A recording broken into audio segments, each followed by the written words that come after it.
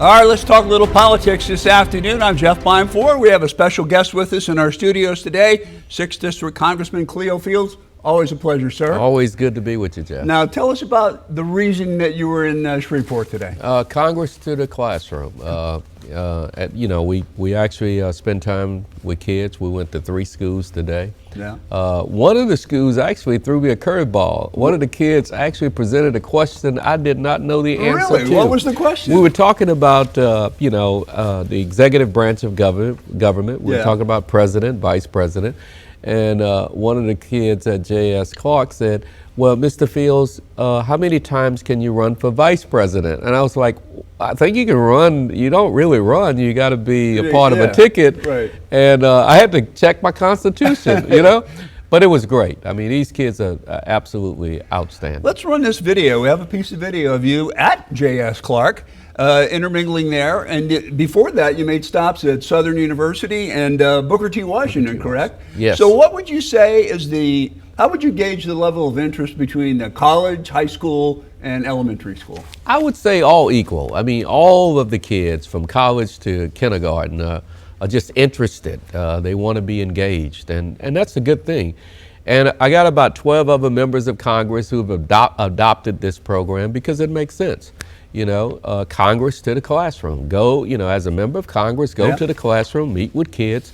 And there are 3 important bills I'm also pushing, Okay. Tell us about those. One is, giving kids total forgiveness of their student loans if they major in education and they practice their profession for 8 years. The other will forgive the first $50,000 of their income from federal taxes. And the third, have universal kindergarten. I mean, early childhood education, rather, from 2nd grade, from 2 years of age until. I know education has always been important to you. Yeah, absolutely. I mean, that's the great divider.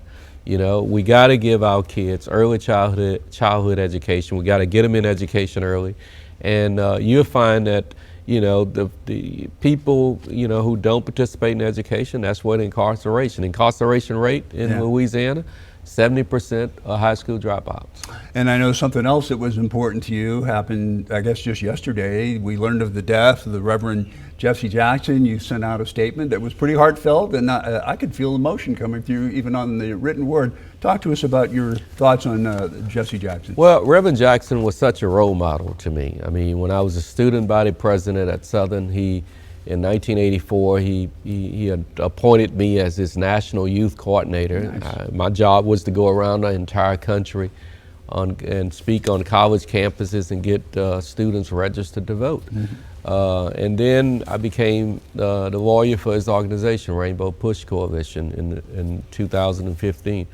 He has always been an inspiration to me, and I've always looked up to him, and it was just such a loss. The last time I saw him was several weeks ago. I flew into Chicago and sit with him in a side right on the side of his bed. It's a great loss, not just for me, not just for Louisiana, not just for the nation, but for the world. Reverend Jackson was able to bring prisoners home from from outside of the country. I mean, he was such a great negotiator, and it's a great loss, and one of the finest civil rights leaders I know in the world. Well, a long time ago, when I was right out of college, I was working in the station in Decatur, Illinois, and Reverend Jackson stopped by the station there for some reason, and I was doing sports, but he came in and had a conversation in the newsroom with me for about 15 minutes. So that was kind of a neat time. I never forgot that. He's that kind of guy. We would sit in restaurants and people would walk up and I would say, Reverend, do you want us to get a private room because of his stature? I mean, everybody knew him, and he would say, no, I want to sit right here. And he would sit and talk to every single person who would come to that table.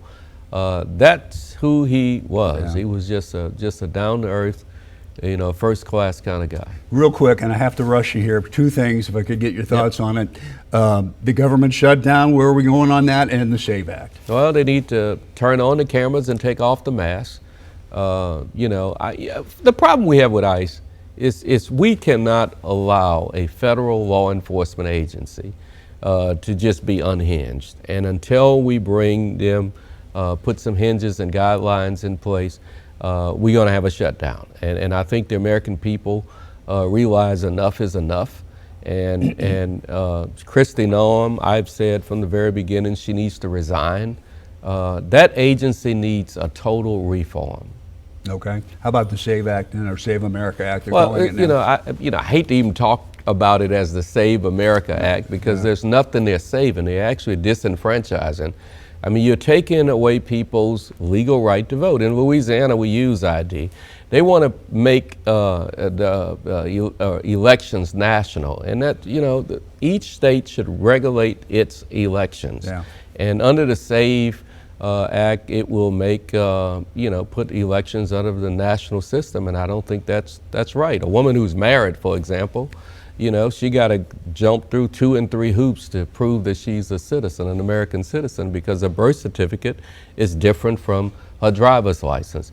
I think we need to leave that up to the several states. That's what the Constitution says, and let them regulate voting, not the federal government. Okay, we're out of time. I could talk to you for about another half an hour, but we're out of time. Always a pleasure. Thank you, sir. Good seeing you, Jeff. Appreciate that.